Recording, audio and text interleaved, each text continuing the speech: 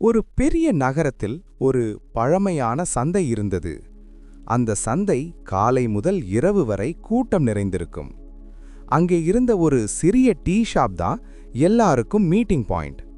அங்கே தினமும் சில பேர் கூடுவார்கள். Auto drivers, small businessmen, office workers. அவர்கள் எல்லாம் டீ குடித்துக்கொண்டு வாழ்க்கையை பற்றி பேசுவார்கள். அந்த டீ ஷாப்புக்கு தினமும் வரக்கூடிய 2 நண்பர்கள் இருந்தார்கள், முரவி மற்றும் சதீஷ். முரளி ஒரு ஓப்பன் மைண்ட் மனிதன். அவன் என்ன நினைத்தாலும் ஓப்பனா பேசுவான்.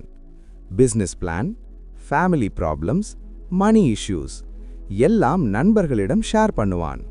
அவனுக்கு ஒரு பிலீஃப் இருந்தது, நண்பர்கள் இருந்தா வாழ்க்கை ஈஸி. ஆனா சதீஷ் வேற மாதிரி. அவன் அதிகம் பேச மாட்டான். அவன் டீ குடித்து அமைதியா எல்லாரையும் அப்சர்வ் பண்ணுவான். யாராவது ஜோக் பண்ணினா சிரிப்பான். ஆனா அவன் மைண்டில் என்ன நடக்கிறது என்று யாருக்கும் தெரியாது. ஒரு நாள் டீ ஷாப்ல பெரிய டிஸ்கஷன் நடந்தது. ஒரு பெரிய சூப்பர் மார்க்கெட் அந்த ஏரியால ஓபன் ஆக போகிறது. அது வந்தால் ஸ்மால் ஷாப்ஸ் எல்லாம் க்ளோஸ் ஆகிடும் என்று எல்லாரும் பேசினார்கள். அந்த டிஸ்கஷன்ல முரளி சடன்லி எக்ஸைட்டட் ஆனான். நாமே ஒரு சூப்பர் மார்க்கெட் ஸ்டார்ட் பண்ணலாமே என்றான். அவன் பிளான் எக்ஸ்பிளைன் பண்ண ஆரம்பித்தான். இன்வெஸ்டர்ஸ், லொகேஷன், மார்க்கெட்டிங் எல்லாரும் இம்ப்ரெஸ் ஆனார்கள். சதீஷ் மட்டும் சைலன்ஸ். அவன் சிம்பிளி கேட்டான், நீ ரெடியா இருக்கியா ரிஸ்க் எடுக்க? முரளி கான்ஃபிடென்ட்டா சொன்னான், நான் ரெடி. அடுத்த சில மாதங்களில் முரளி அந்த ஐடியாக்காக ஹார்ட் ஒர்க் பண்ண ஆரம்பித்தான். அவன் லோன்ஸ் எடுத்தான். அவன் சப்ளையர்ஸ் மீட் பண்ணினான். அவன் லொகேஷன் சர்ச் பண்ணினான். ஆனா ஒரு நாள் ஒரு ஷாக்கிங் நியூஸ் வந்தது. அதே ஏரியால ஒரு சூப்பர் மார்க்கெட் லான்ச் ஆகிவிட்டது. அது யாருடையது தெரியுமா? சதீஷ். முரளி ஷாக். அவன் மைண்ட் பிளாங்க். அவன் ரியலைஸ் பண்ணினான், அவன் பிளான் முழுக்க சதீஷ் குவைட்டா அப்சர்வ் பண்ணியிருக்கிறான். அவன் டீ ஷாப்புக்கு வந்தான். அங்க எல்லாரும் பேசிக்கொண்டிருந்தார்கள். சதீஷ் ரொம்ப ஸ்மார்ட். அவன் சைலண்டா பெரிய மூவ் போட்டான். முரளி அந்த வேர்ட்ஸ் கேட்டு நின்றான். அவன் சதீஷை சந்தித்தான். நீ என் ஐடியா யூஸ் பண்ணிட்டியா என்று கேட்டான். சதீஷ் காமா இருந்தான். அவன் சிம்பிளி சொன்னான், பிசினஸ்ல இமோஷன்ஸ் வேண்டாம். அந்த நாள் முரளி வாழ்க்கையில் ஒரு லெசன் கற்றுக்கொண்டான். அவன் ரியலைஸ் பண்ணினான், அவன் மிஸ்டேக் என்ன? அவன் லைஃப் முழுக்க பிரெடிக்டபிள். அவன் மைண்ட் எல்லாருக்கும் ஓப்பன் புக். அவன் நெக்ஸ்ட் மூவ் எல்லாருக்கும் தெரியும். அதனாலதான் யாரும் அவனை சீரியஸா எடுத்துக்கொள்ளவில்லை.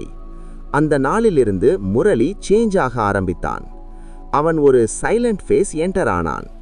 அவன் டீ ஷாப்புக்கு வரவில்லை. அவன் பிளான்ஸ் யாரிடமும் சொல்லவில்லை. அவன் குவைட்டா அப்சர்வ் பண்ண ஆரம்பித்தான்.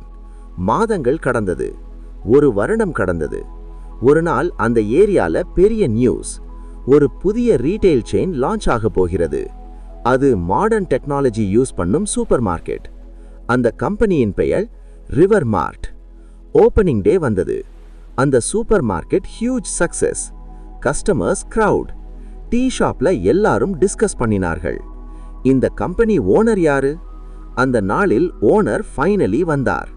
அவன் காரில் இறங்கினான். அவன் ஷாப்புக்குள் நடந்து வந்தான். அவன்தான் முரளி. எல்லாரும் ஷாக். அவர்களுக்கு புரியவில்லை. இந்த 1 வருடம் அவன் என்ன பண்ணினான்? எப்படி இந்த அளவுக்கு பிசினஸ் பில்ட் பண்ணினான்? சதீஷ் அந்த கிரவுடில் நின்று பார்த்தான். அவன் மைண்ட் கன்ஃபியூஸ்ட். அவன் முரளியிடம் சென்றான். இது எல்லாம் எப்படி என்று கேட்டான். முரளி சிரித்தான். அவன் காம் வாய்ஸில் சொன்னான், நான் உன்னிடமிருந்து ஒரு லெசன் கற்றுக்கிட்டேன். சதீஷ் கேட்டான், என்ன லெசன்? முரளி டீ ஷாப்பை பாயிண்டிங் பண்ணினான்.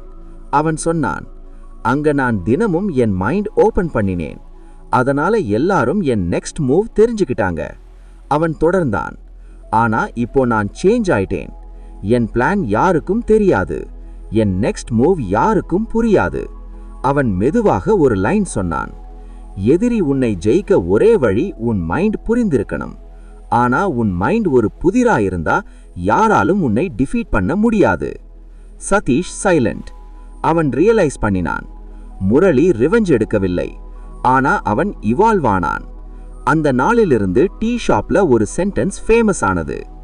முரளி சேஞ்ச் ஆயிட்டான். இப்போ அவனை யாரும் பிரெடிக்ட் பண்ண முடியாது.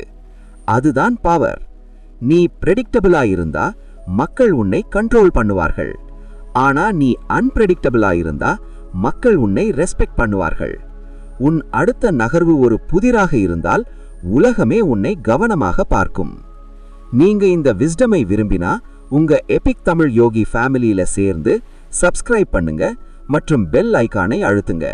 புதிய வீடியோகள், முதல் நெறிமுறைகள், உளவியல் பாடங்கள், சீக்ரெட் ஸ்ட்ராட்டஜிஸ் எல்லாம் சீராக பெற.